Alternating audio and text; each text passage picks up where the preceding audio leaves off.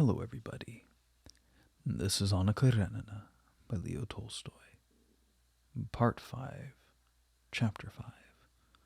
All Moscow was at the marriage. In this crowd of handsomely dressed women and men in white neckties or in uniform, there was a cautious whispering, especially among the men, for the women were absorbed in observing all the details of the ceremony so full of interest for them. A little group of friends surrounded the bride, and among them were her two sisters Dolly and the beautiful Madame Lvova, who returned from abroad. "Why is Mary in lilac at a wedding? It's almost morning," said Madame Korsuskaya. "With her complexion, it's her only salvation," replied Madame Drubetskaya. "But why do they have the ceremony in the evening? That savors of the merchant. It is pleasanter. I, too, was married in the evening," said Madame Korsunskaya, sighing, and recalling how beautiful she had been on that day, and how ridiculously in love with her husband had been. Now it was all so different. They say that those who have been chauffeurs more than 10 times never marry. I tried to make myself proof against marriage in this way, but the place was taken, said Count Sinyavin, and the handsome young Princess Cherskaya, who had designs for him. The latter only replied with a smile. She was looking at Kitty and thinking that she would do when it came her turn to be standing in Kitty's place, with Count Sinyavin. Then she would remind him of the joke that he had made. Sherbatsky confided in the old Frailin Nikolaeva his intentions to place the crown on Kitty's headdress to bring her good luck. "There's no need of wearing a headdress," replied Frailina Nikolaeva, deciding that if the widower whom she was setting her cap for should offer himself, she would marry very simply. "I don't like this display." Sergei Ivanovitch was jesting with the lady next to him, declaring that the fashion of wedding tours was becoming widespread because the young couples were shamefaced. "Your brother may well be proud of his choice. She's charming. You must envy him." "The time is gone for that, Darya Dmitrievna," he replied, and an unexpected expression of sadness overspread his face. Stepan Arkadyevitch was telling his sister-in-law his conundrum about divorce. "Somebody ought to arrange her wreath," replied the latter without listening. "What a shame that she's grown so ugly," said the Countess Nordstone to Madame Lvova.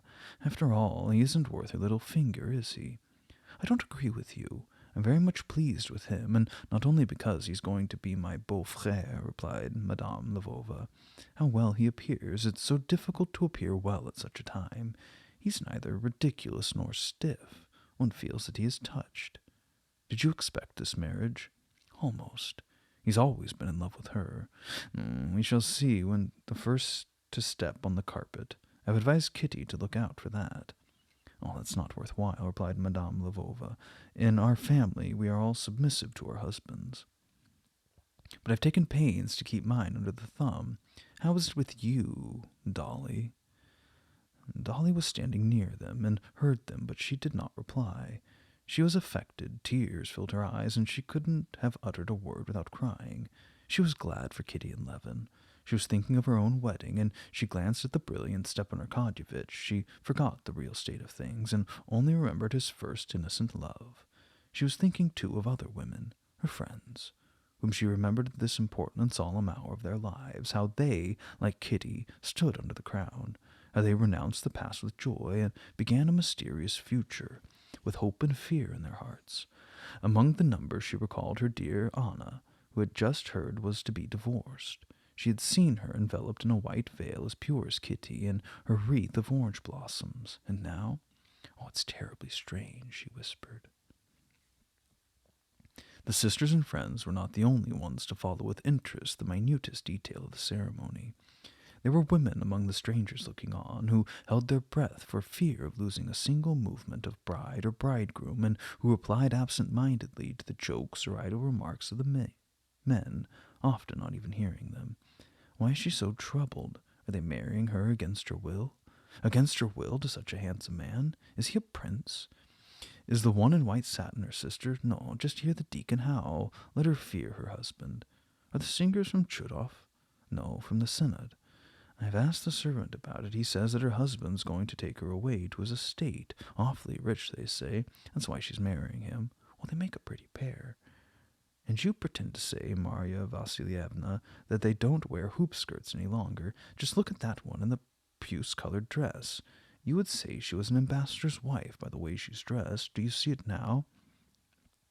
What a sweet little creature the bride is, like a lamb for the slaughter. You may say what you please, I can't help pitying her.